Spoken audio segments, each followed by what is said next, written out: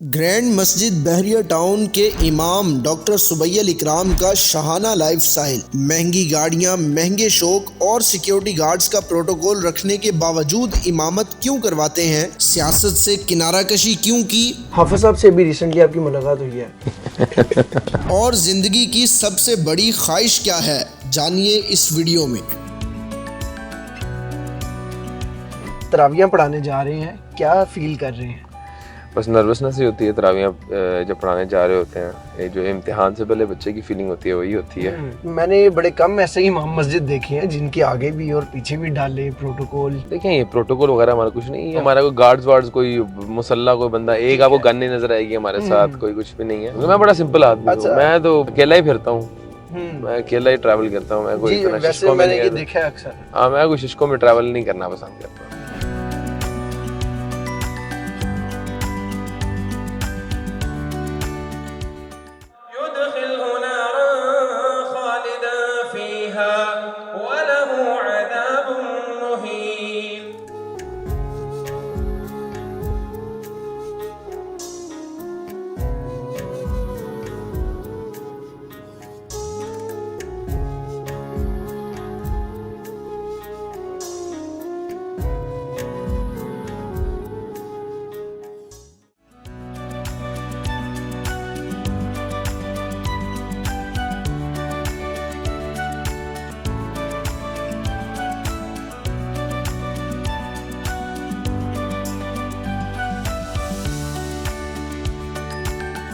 Grand मस्जिद बहरिया में तरावियां पढ़ी हैं जी। सुबैल भाई, कैसा महसूस कर रहे हैं? इतना बड़ा मजमा आपके पीछे तरावियां पढ़ रहा था। देखें, इसमें मैं समझता हूँ इंसान का क्या कमाल है। रब का कुरान है, रब की मस्जिद है, रब की दीवी आवाज़ है। तो ये तो हमारे लिए एक, मैं समझता हूँ, खुशकिस्मती है हमारी कि अल्लाह ताला हमसे ये काम ले लेता है। कहीं ना कहीं एक हमने कोशिश अदना सी कर दी रब को राजी करने के लिए, और अल्लाह ताला से ये दुआ है कि अल्लाह ताला कबूल करे। मरकज में तरावियां पढ़ाते थे पहले लॉरेंस रोड पे, और अब इधर बहरिया में स्टार्ट किया। कोई फ़र्क भी फील हुआ है? देखिए, ऑनेस्टली आपको मैं बात बताऊं कि फ़र्क ये डेफिनेटली होता है कि यहाँ पे थोड़ा सा प्रेशर ज़्यादा है। वहाँ पे जो है वो, क्योंकि 8 मुसल्ले सुना चुका था, तो एक मुसल्ले के साथ उनसियत जो है वो हो गई थी, और एक मैं समझता हूँ वो प्रेशर नहीं होता था। यहाँ पे क्योंकि ज़रा आवाम ज़्यादा होती है तो थोड़ा सा नर्वसनेस हो जाती है तरावी से पहले। कोई मैक्सिमम गोल है कि इस मस्जिद में अगर मैं देखिए, नहीं, मेरा मैक्सिमम गोल है अल्लाह की रज़ा के लिए कुरान पाक पढ़ना, दैट्स इट। ये मेरा और कोई गोल नहीं। ये मस्जिद जो है, ये छोटी बड़ी होने से कोई फर्क नहीं पड़ता। ये अल्लाह का घर है, और ये मेरे लिए, ये हर मस्जिद का उतना ही तकद्दुस है, उतनी ही मोहब्बत है मेरे दिल में हर मस्जिद के लिए। बिल्कुल ठीक। तो मतलब ये मैं इसमें डिस्क्रिमिनेट तो नहीं कर सकता फलां मस्जिद, मतलब डिस्क्रिमिनेशन जो है वो इंसानों में तो जिसती है लेकिन और हमारे मुआशरे में तो है कि बट है, जट है, शेख है, राई है, या काला है, गोरा है। मस्जिदों में कौन सी डिस्क्रिमिनेशन? अच्छा, आप भी मेरे शेख हैं? अच्छा, बिल्कुल ठीक है। शेख मैंने सुना अमीर बहुत होते हैं, और आप तो झलकती है। अच्छा, कभी ऐसा होता है बाकी कि शेख चल रही हो और दौलत पीछे गिर रही हो, कोई इस तरह का भी है? मैं किसे सुने हैं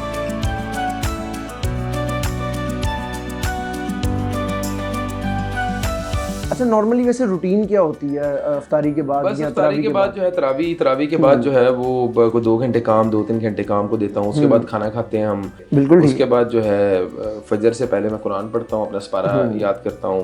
फजर के बाद भी मैं कुछ सुनाता हूँ अपने कारी साहब को, और सुबह 7-8 बजे सो जाता हूँ मैं।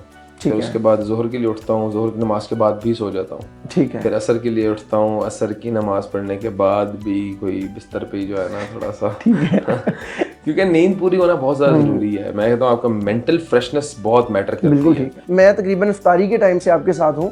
इफ्तार के बाद आपने खाना नहीं खाया हुआ अभी तक, तो क्या रूटीन होती है? खाना मैं तकरीबन तरावियों के बाद 1-2 घंटे काम करने के बाद जो है ना वो कोई खाता हूँ 12-1 बजे, और बस वही मैं खाना खाता हूँ। सहरी के वक्त में थोड़ा सा जो है ना वो हल्का फुल्का कोई दही या एक सुन्नत पूरी करते हैं। बस मैं रमज़ान में ज़रा कम खाता हूँ। उसकी वजह है कि अगर आप ज़्यादा खा लेना तो सपारा ही नहीं याद होता, और सुस्ती होती है, फिर बंदे की ना तैयारी पे फ़र्क आ जाता है। तो कम खाने से ज़रा बंदा एक्टिव रहता है, माइंड भी जो है ना ज़रा तेज़ चल रहा होता है। तो आज एक दोस्त ने हमारी दावत की है, तो आपको साथ लेके चलेंगे।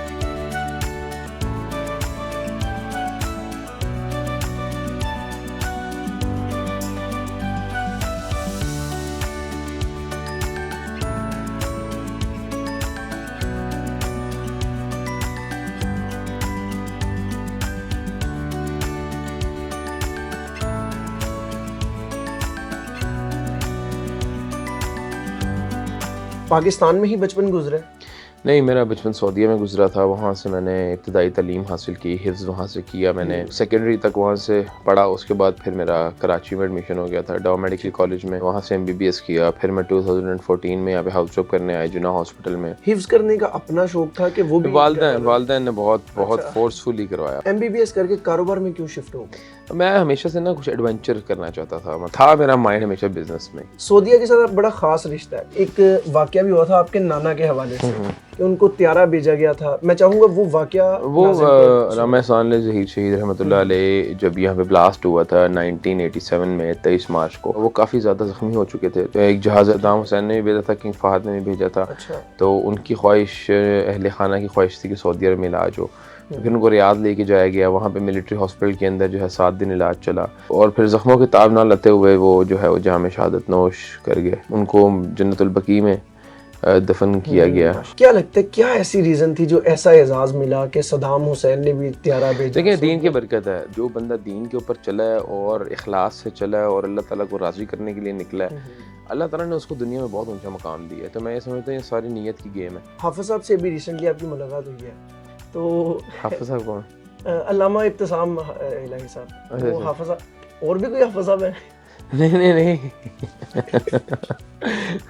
अच्छा। नहीं, मैं कह रहा हूं हाफिज साहब मुल्क के अंदर तो हमारे बेशुमार नहीं, हाफिज साहब हैं। हाफिज अल्लामा इब्तिसाम इलाही साहब से कोई उनसे नाराजगी भी चल रही थी किसी? नहीं, कभी जिंदगी में ऐसी कोई बात नहीं। मुलाकात तो मैंने कैसा हमारी रिश्ता है उनके साथ, मामूओं के साथ आपका? बहुत अच्छा रिश्ता है। मतलब मेरी डेली अल्लामा इब्तिसाम इलाही ज़हीर साहब से, अल्लामा हिशाम इलाही ज़हीर साहब से घंटों के हिसाब से जो है वो राब्ता है। सुबैयल इकराम का जिंदगी का अभी तक का सबसे बेहतरीन कोई वाकया, कोई ऐसी चीज़ जो सुबैयल इकराम को कभी नहीं भूल सकेगी और वो खुशी के सबसे बेहतरीन लम्हात हो? कुरान हिफ्ज़ करने का लम्हा था, तरावी पहली बार पढ़ाने का लम्हा था, मेडिसिन करने का अचीवमेंट थी, एक MBBS कर लिया, डॉक्टर बन गए, कारोबार के अंदर जब अल्लाह ताला ने तरक्कियाँ दी। मेरी ख्वाहिश है कि मैं पाकिस्तान की सबसे खूबसूरत मस्जिद बनाऊँ। मेरा है कि अल्लाह का घर ऐसा बनाऊँ जो पहले कभी किसी ने ना बनाया। किससे मशहूर है ना, ताजमहल बना दिया बादशाह अकबर ने।